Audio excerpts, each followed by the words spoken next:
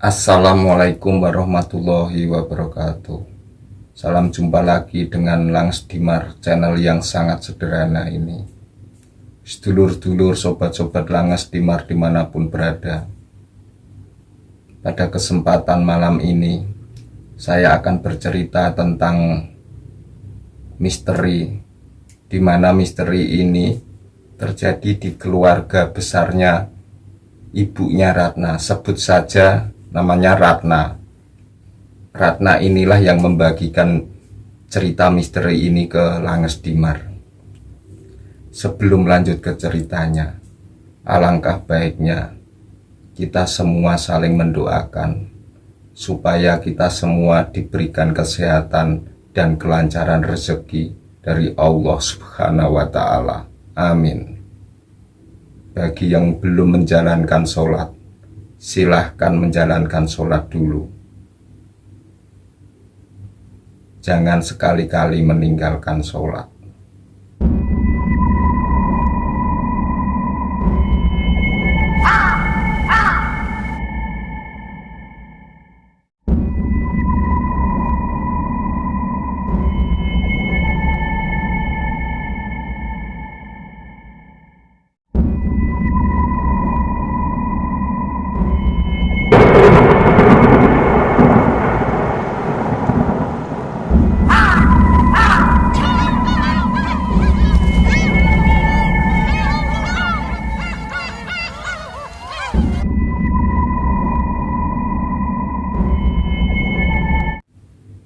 Bismillahirrohmanirrohim. Cerita ini adalah kisahnya keluarga besar ibunya Ratna. Sebut saja namanya Ratna. Ratna ini mempunyai orang tua, di mana salah satu orang tuanya Ratna ini, bapaknya Ratna ini sudah almarhum dan tinggal ibunya, sebut saja Bu Parmi. Dan Ratna ini mempunyai kakak kandung cowok, sebut saja Daud. Dan Daud ini sudah bekerja di salah satu perusahaan swasta di Jakarta. Dan Bu Parmi ini mempunyai adik satu-satunya, sebut saja namanya Aton. Dan Aton ini sudah menikah dengan Sadil dan sudah dikaruniai seorang anak perempuan yang sekitar waktu itu umur 10 tahun, sebut saja namanya Erni. Sadil ini tergolong anaknya orang mampu karena bapaknya itu seorang pengusaha mebel, tapi sudah lama sekali usaha mebel kepunyaan bapaknya Sadil ini sudah tutup, entah dengan alasan apa. Sadil ini juga tidak tahu pada waktu itu. Akan tetapi bapaknya Sadil ini mempunyai toko mebel yang di pinggir jalan. Lumayan besar, cukup besar toko mebel itu, sekaligus untuk tempat tinggal. Dan setelah Sadil itu menikah sama Aton, orang tuanya Sadil ini sudah meninggal semua. Tinggal Sadil ini sendirian dan meneruskan usahanya bapaknya ini berjualan mebel. Sebenarnya Sadil ini tidak punya basic untuk berdagang, karena dari kecil itu Sadil ini hidupnya hanya berfoya-foya. Begitu menikah dan sudah ditinggal orang tuanya meninggal, Sadil ini baru terasa kalau namanya orang usaha atau berdagang itu tidak gampang.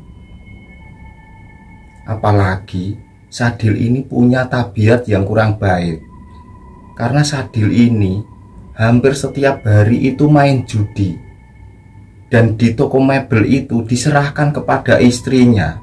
Apalagi Aton ini latar belakangnya itu sama sekali tidak tahu menahu tentang mebel.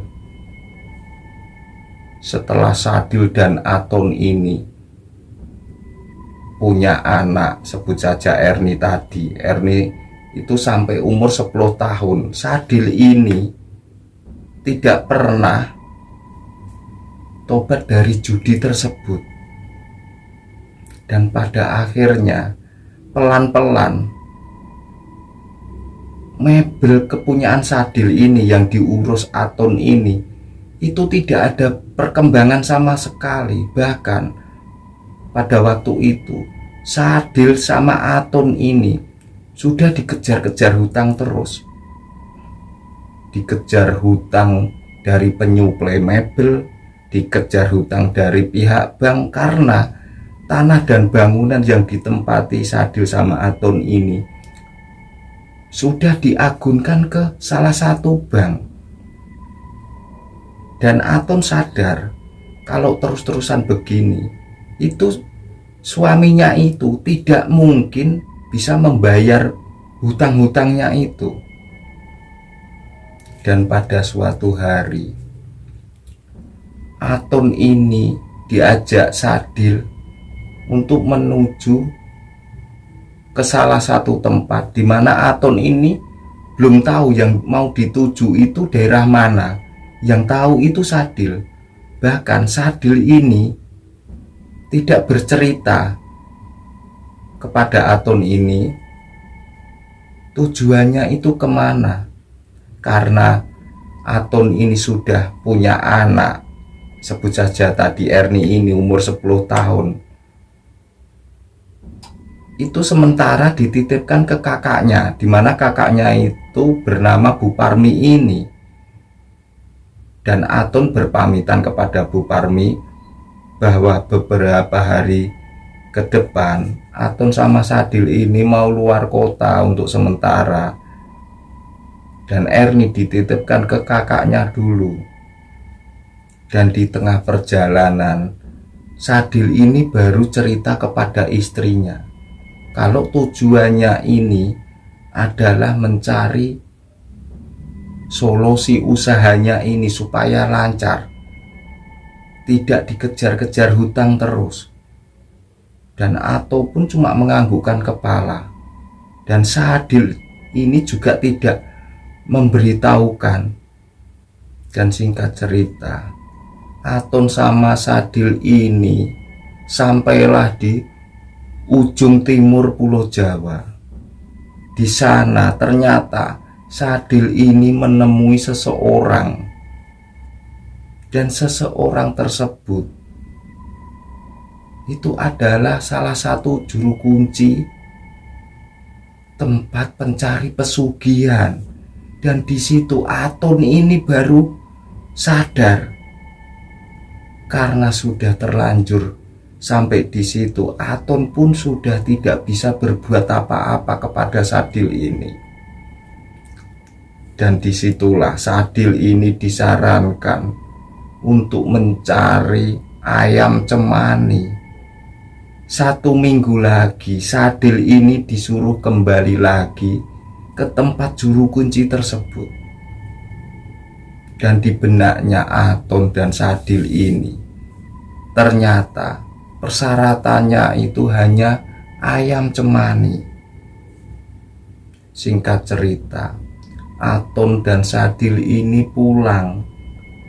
Sesampainya di rumah, Sadil ini mencari informasi tentang ayam cemani tersebut.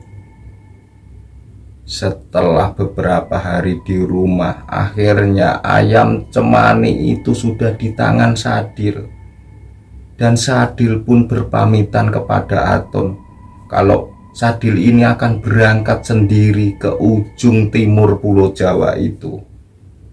Dan Aton pun tidak mempermasalahkan.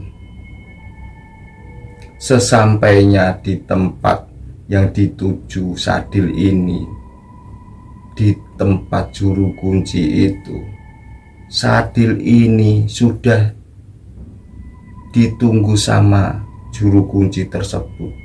Dan di situ ayam itu nanti malam juru kunci itu menyuruh Sadil untuk menyembelihnya di situ.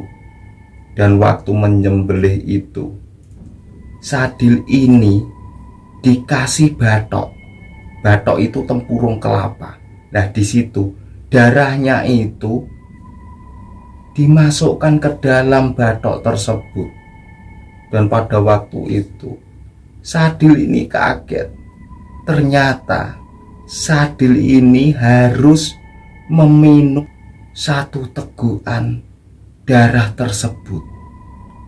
Dan Sadil ini sebenarnya itu jijik dan berbau amis sekali pada waktu itu. Sadil ini hampir-hampir tidak sanggup untuk meminum darah ayam cemani itu. Tapi karena sudah terlanjur dan Sadil pun membulatkan tekad, akhirnya Sadil ini menenggak darah tersebut walaupun hanya sedikit. Singkat cerita, Sadil pun pulang ke rumah. Sesampainya di rumah, Sadil ini bercerita apa adanya tentang yang dijalani di rumahnya juru kunci itu. Hampir 1 bulan berlalu, Sadil dan Aton ini tidak merasakan perubahan di dalam usahanya ini. Bahkan Sadil ini berbicara kepada Aton kalau Sadil dan Aton ini sudah ditipu sama juru kunci tersebut. Dan pada sore harinya, waktu itu sekitar pukul 7 malam, Sadil dan Aton ini sedang makan malam bersama-sama dengan Erni, anaknya yang 10 tahun ini.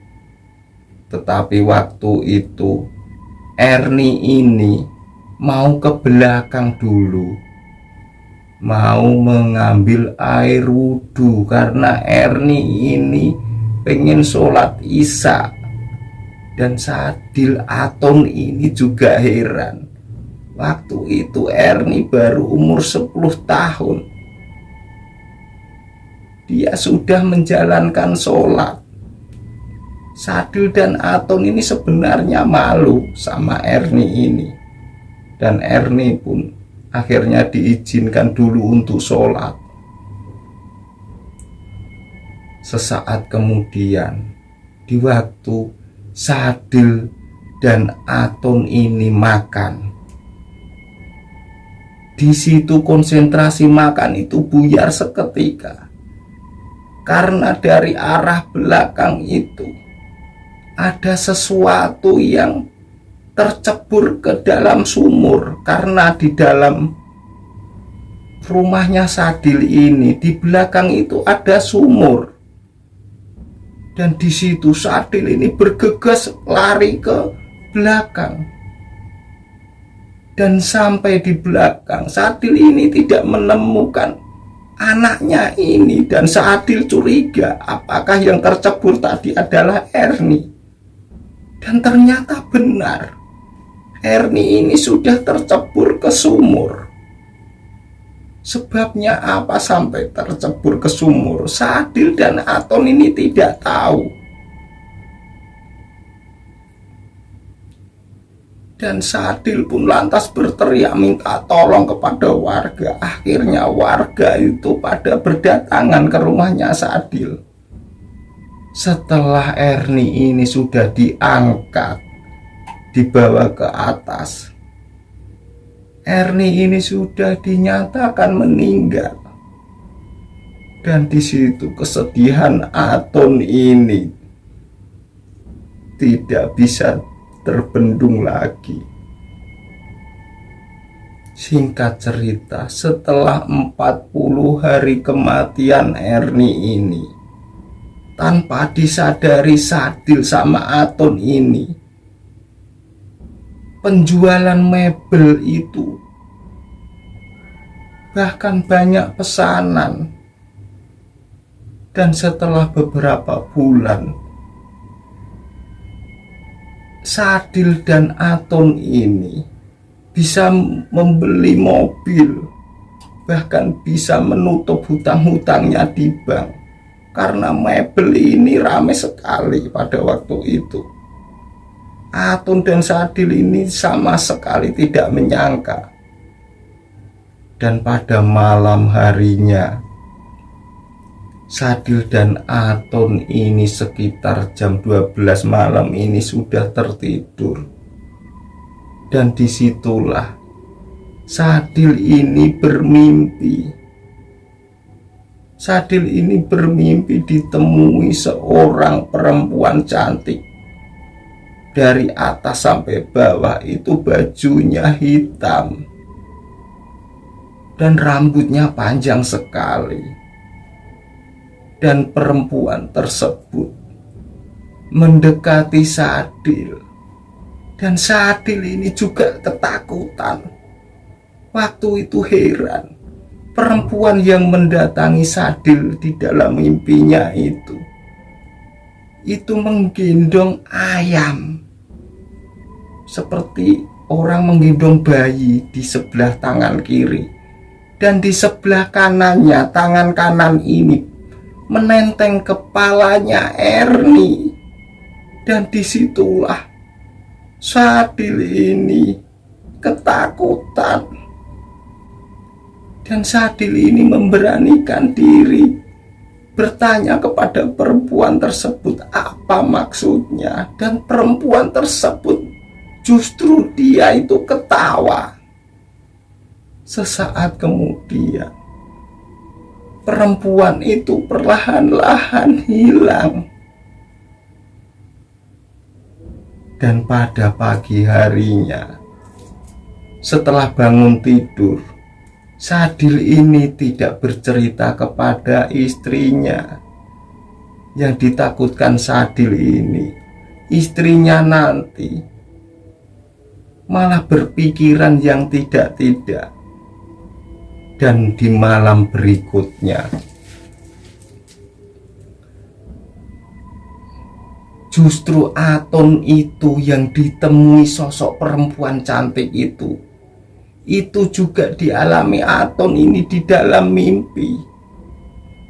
Sosok perempuan cantik berbaju hitam itu seolah-olah itu mendatangi, mendekati Atun. Perempuan itu menggendong ayam cemani di sebelah tangan kirinya. Dan tangan kanannya itu membawa menenteng kepalanya Erni tanpa badan. Dan di situ Atun itu menjerit, memanggil-manggil Erni dan menangis. Sewaktu menangis itulah Atun ini dibangunkan Sadil.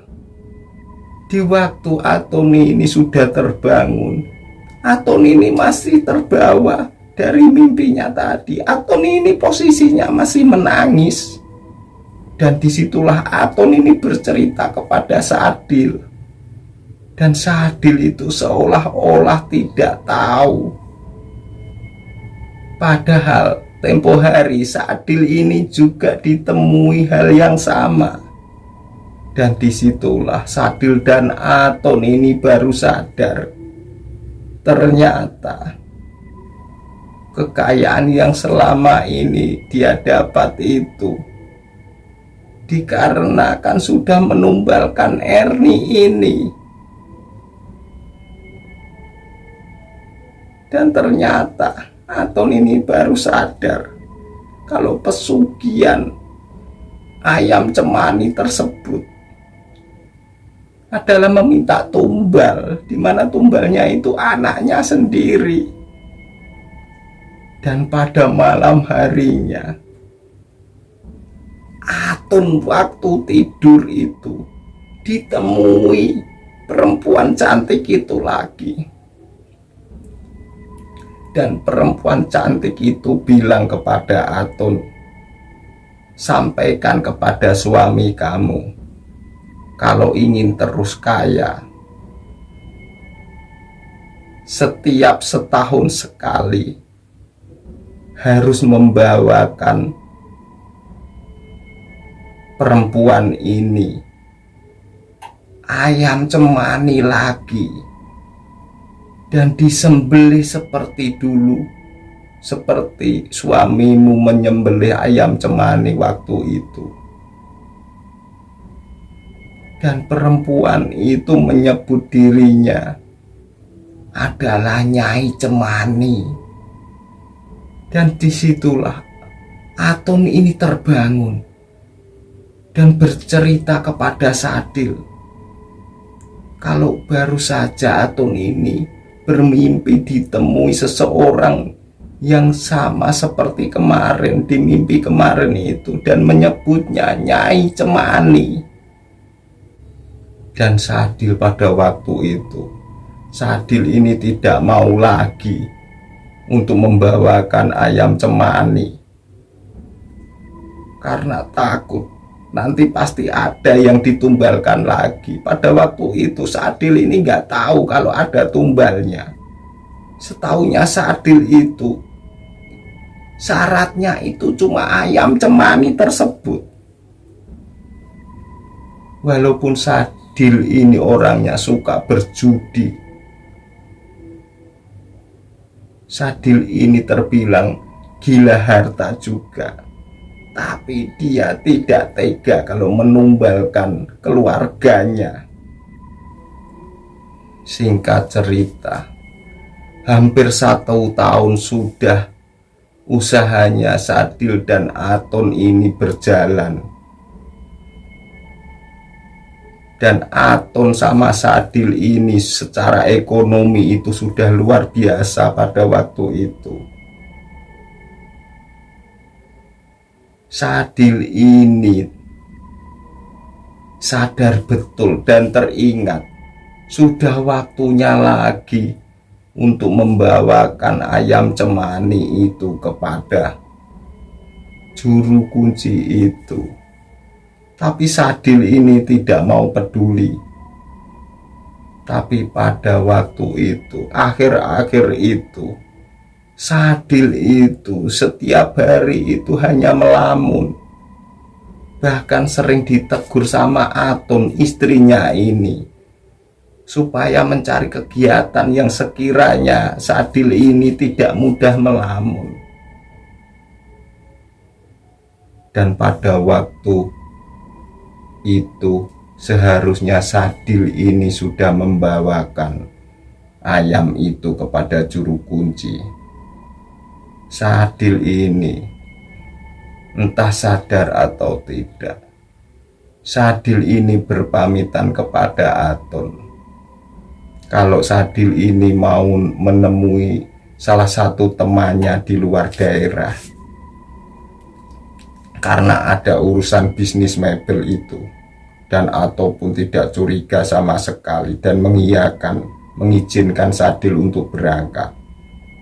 Akan tetapi sampai berbulan-bulan Sadil ini tidak kunjung pulang, dan di tempat yang berbeda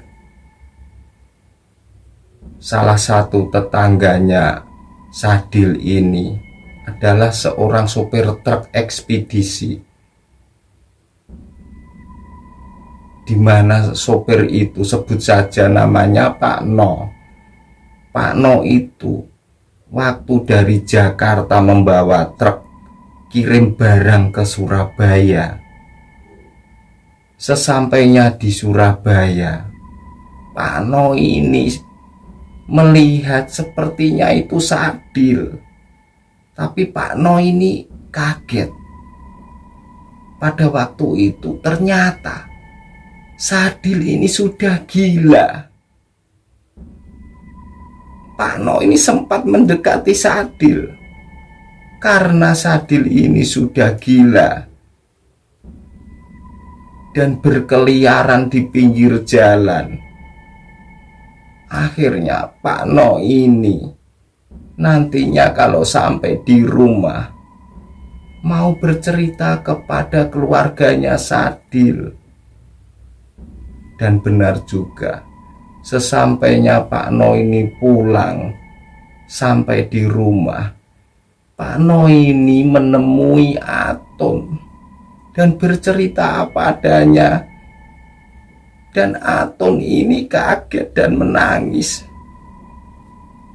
Setelah beberapa hari kemudian, Aton ini ke rumahnya kakaknya, di mana kakaknya Aton ini adalah Bu Parmi. Dan Aton ini bercerita kepada Bu Parmi. Aton ini takut terjadi apa-apa dengan Aton ini. Dan benar juga, setelah 7 hari mendapatkan kabar kalau Sadil itu gila dan berkeliaran di jalan di Surabaya, Aton itu pada pagi harinya setelah bangun tidur, sewaktu di depan rumah pagi hari, karena jalan itu banyak lalu lalang orang jalan kaki, juga bawa sepeda motor. Setiap ada anak-anak lewat, Aton ini memanggilnya. Di sini, Dek. Mama di sini. Ayo pulang, makan dulu, jangan main terus. Begitulah. Aton ini ternyata sudah gila juga. Dan pada waktu itu, Ratna ini bercerita kepada Bu Parmi. Bu Parmi ini adalah ibunya Ratna. Dan di situ, sewaktu Ratna ini menceritakan tantenya yang bernama Aton ini, justru Bu Parmi ini menasihati Ratna. Begitu Ratna ini mendekati ibunya lagi, Bu Parmi ini bercerita panjang lebar tentang Aton, Sadil, dan kematian Erni. Kenapa Bu Parmi ini sewaktu diceritain sama Ratna tentang kejadian Aton ini, Bu Parmi ini seolah-olah tidak terkejut. Benar juga, Bu Parmi ini benar-benar tidak terkejut. Karena Bu Parmi ini tahu persis apa yang dilakukan Sadil Aton ini sampai anaknya meninggal. Karena sewaktu Sadil itu dikabarkan sudah gila berkeliaran di jalan itu, Aton ini bilang kepada kakaknya, dari awal sampai akhir itu bilang kepada kakaknya. Bahkan waktu mencari pesugihan di ujung timur Pulau Jawa itu juga dicurhatkan kepada kakaknya, sampai memakan tumbal keponakannya sendiri, di mana keponakannya Bu Parmi adalah Erni yang 10 tahun itu. Bu Parmi ini taunya juga dari Aton itu, adiknya itu, tapi Bu Parmi ini untuk merahasiakannya, karena Aton ini mau minta tolong kepada kakaknya supaya Aton ini tidak menjadi tumbalnya atau tidak menjadi gila seperti Sadil. Walaupun toh akhirnya Aton juga gila juga. Itulah kisah misteri dari keluarganya Ratna ini. Mudah-mudahan cerita kisah ini bisa kita ambil hikmahnya bersama-sama. Mohon maaf bila ada salah-salah kata. Wassalamualaikum warahmatullahi wabarakatuh.